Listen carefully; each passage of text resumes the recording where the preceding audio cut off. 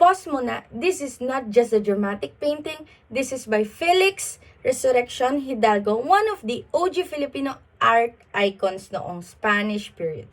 So yes, kasabayan niya si Juan Luna, power duo, pero art version ng Avengers. So Hidalgo studied at the School of Fine Arts in Madrid. Then said, di pa to sapat. So he built a gallery in Paris, International Artist Era Unlocked. Now, let's talk about this thing, or this painting. Oil on canvas, stormy, chaotic, walang pahinga sa mata. Pero, parang gusto kasi sabihin ni Hidalgo dito na, what if trauma, but aesthetic?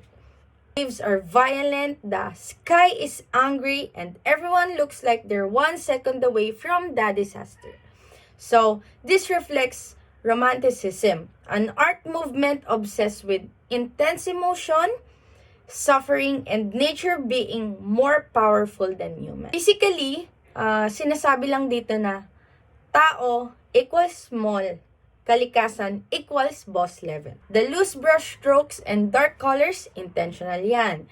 Hindi malinaw kasi gusto ni Hidalgo na maramdaman mo yung panic, hindi lang makita. And fun fact, the painting is now part of the Bangko Sentral ng Pilipinas collection. So yes, may artwork na mas dramatic pa sa inflation graph. Hidalgo also made famous artworks like Las Vírgenes Cristianas Expuestas al Populacio, which won him a silver medal at the 1884 Madrid Exposition, same contest where Juan Luna won gold medal. Friendly competition lang to, pero historical. So this painting isn't just about chaos for chaos sake.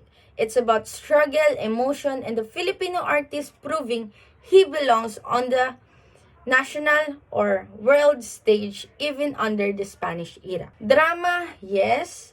Talent, grabe. And legacy, certified.